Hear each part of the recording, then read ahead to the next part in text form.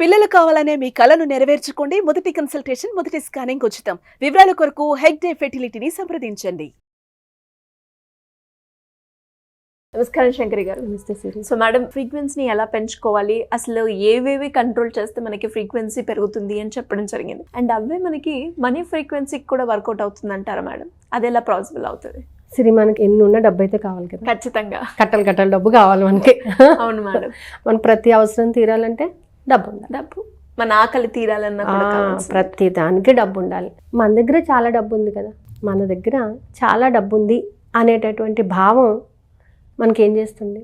డబ్బుని మన దగ్గరికి రప్పిస్తుంది. అంటే మనలో పాజిటివిటీని క్రియేట్ చేస్తుంది. లేదు అనే భావం మన దగ్గరికి రానియదు, డబ్బుని రానియదు. సో అంటే మనం డబ్బు నా దగ్గర ఉంది, డబ్బును పొందడానికి నేను రెడీగా ఉన్నాను. ఇప్పుడు నా దగ్గర చాలా డబ్బు ఉంది, ఈ డబ్బు మరింత డబ్బును ఆకర్షిస్తుంది కదా. అంటే నా దగ్గర ఉన్నది కాబట్టి నేను దానిని ఇంకా ఆకర్షించడానికి రెడీగా ఉన్నాను. సో డబ్బు ఫ్రీక్వెన్సీ పెంచుకోవాలంటే ఫస్ట్ లేదు అనేటటువంటి ఆలోచన తీసేసేయండి. ఇన్ని అప్పులు పెట్టుకుని డబ్బు ఉందంటారు ఏంటి మేడం? డబ్బు లేని డబ్బుని ఎక్కడ చూసి? అసలు డబ్బు ఉంది, డబ్బు నా దగ్గరికి వస్తుంది, అసలు నీ దగ్గర ఉంటే కదా నువ్వు దాని గురించి ఆలోచించాలి. లేదు అన్నప్పుడు లేదు కదా, ఎలాగా లేదు అని అనుకునే వాళ్ళు ఉన్నారు. డబ్బు నా దగ్గర ఉంది అన్నప్పుడు దాన్ని ఎలా రెట్టింపు చేసుకోవాలి? డబ్బును మనం ఎలా పొందాలి? డబ్బు నా దగ్గర ఉంటే నేను ఎంత సంతోషంగా ఉంటాను. నేను ఆర్థిక స్వేచ్ఛను కలిగి ఉన్నాను, ఆర్థికంగా నేను స్వేచ్ఛను కలిగి ఉన్నాను అంటే డబ్బుని హ్యాపీగా ఖర్చు పెట్టుకోగలుగుతున్నాను, డబ్బుని హ్యాపీగా రిసీవ్ చేసుకోగలుగుతున్నాను. సో ఒక చిన్న ఎఫర్మేషన్ చాలా బాగుంటుంది. డబ్బు నిరంతరము జీవనదిలోని నీటి ప్రవాహం వలె నా వైపు ప్రవహిస్తూనే ఉంటుంది. జీవనదికి ఎప్పుడూ కూడా ఎండిపోవడం అనేది ఉండదు, ఎప్పుడు వాటర్ ఉంటూనే ఉంటుంది. అంటే అలాగే డబ్బు ఎప్పుడూ కూడా నా దగ్గరికి వస్తుంది. ఒకసారి ఊహించుకుంటేనే మనకు చాలా హ్యాపీగా అనిపిస్తుంది. అంటే ఎప్పుడూ కూడా నేను డబ్బును ఆకర్షించే మార్గంలోనే ఉన్నాను, డబ్బును పొందుతూనే ఉన్నాను. నా ప్రతి అవసరాన్ని తీరుస్తున్నటువంటి ఈ డబ్బుకు సర్వదా కృతజ్ఞతలు. కృతజ్ఞతాభావంతో పొందాలి డబ్బును. డబ్బుకి ఎప్పుడు క్షమాపణ చెప్తూ ఉండాలి. అంటే చాలామందికి ఏంటంటే డబ్బు మీద ఒక నెగిటివ్ ఫీలింగ్స్, నెగిటివ్ ఎమోషన్స్ చాలా ఉంటాయి.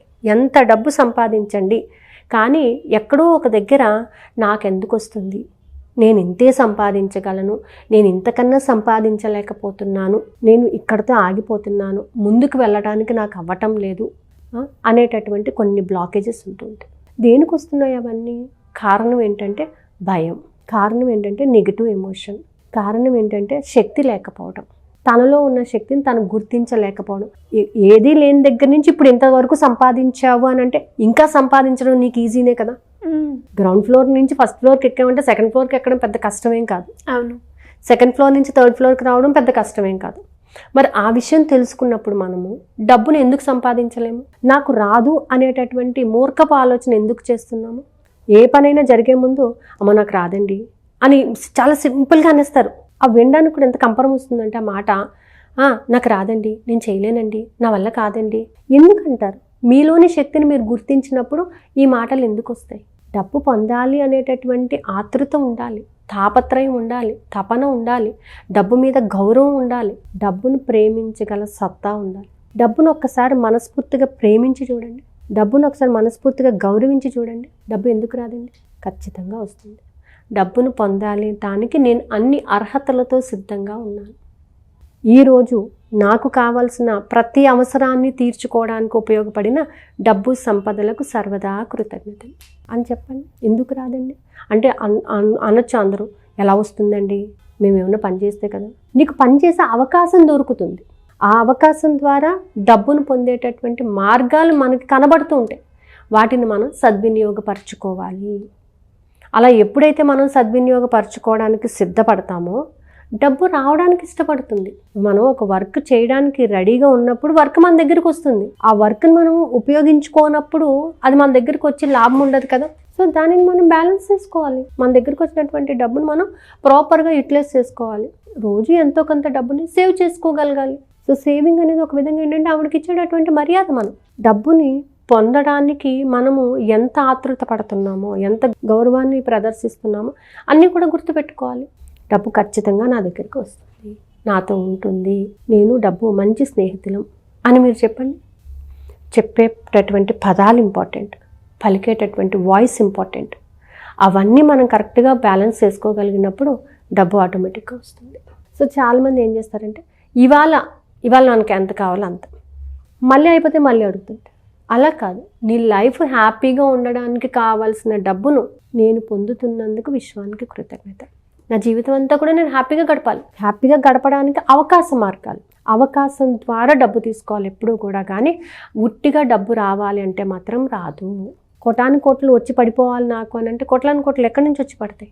ఒక అవకాశం అనేది నువ్వు క్రియేట్ చేసుకున్నప్పుడు, ఆ అవకాశాన్ని నువ్వు ఉపయోగించుకున్నప్పుడు దాని ద్వారా వచ్చేటటువంటి డబ్బు నీకు ఎంతో రెట్లు ఎనర్జీని ఇస్తుంది. సో డబ్బు అనేది ఒక శక్తి, ఆ శక్తిని నువ్వు పొందడానికి రెడీగా ఉండాలి. So money is energy. అసలు అది, ఆ ఎనర్జీని మనం కంప్లీట్గా తీసుకోగలగాలి. ఆ ఎనర్జీని మనం తీసుకోగలిగినప్పుడు డబ్బు మన దగ్గర శాశ్వతంగా ఉంటుంది. సో మనీ ఫ్రీక్వెన్సీ పెంచుకోవాలంటే ఫస్ట్ విజువలైజేషన్ చేసుకోండి. డబ్బు నా దగ్గర ఉంది, నేను డబ్బుతో సంతోషంగా ఉన్నాను. అలాగే హోపోనోపోనో టెక్నిక్, గ్రాటిట్యూడ్ చెప్పడం, డబ్బుకి క్షమాపణలు చెప్పడము, డబ్బును రిసీవ్ చేసుకోవడము, మేనిఫెస్ట్ చేయటము, ఇలాంటివన్నీ చేయడం వల్ల డబ్బు యొక్క ఫ్రీక్వెన్సీ కూడా మనకి ఆటోమేటిక్గా పెరుగుతుంది. యూనివర్స్తో ఇలా ఎవరైనా కూడా కనెక్ట్ అవ్వాలి అనుకునే వాళ్ళు, ఎస్పెషల్లీ త్రూ మెడిటేషన్, అంటే దానికి గైడెన్స్ కావాలి అంటే ఎలా అప్రోచ్ అవ్వాలి మేడం ఈ సెషన్స్ గురించి? యాక్చువల్గా మనం మండలం క్లాసెస్ స్టార్ట్ చేస్తాము సిరి. సో ఆల్మోస్ట్ మనం 23 మండలమ్స్ కంప్లీట్ చేసాము. 23rd వన్ రన్ అవుతుంది ఇప్పుడు. మళ్ళీ Jan 25th ఉంది క్లాసు. సో మార్నింగ్ ఉంటుంది, నైట్ ఉంటుంది. అంటే ఎవరికి ఏ బ్యాచ్ నచ్చితే ఆ బ్యాచ్లో జాయిన్ అవ్వచ్చు. ఇది 42 days క్లాస్ అనమాట. 42 days అంటే 21 days మనల్ని మనం చేంజ్ చేసుకోవాలి. మన థాట్స్, మన బిలీవ్స్ అన్నిటిని కూడా మనం చేంజ్ చేసుకోవాలి. Next 21 days is utilised for ever. కంప్లీట్గా మనం దాంతో మమేకం అవ్వడానికి మనకు ఉపయోగపడుతుంది అనమాట. సో Jan 25th నుంచి మళ్ళీ క్లాస్ స్టార్ట్ అవుతుందండి. ఇంట్రెస్ట్ ఉన్న వాళ్ళు క్రింద స్క్రోల్ అవుతున్న నెంబర్ని కాంటాక్ట్ చేయొచ్చు. Thank you madam, thank you so much.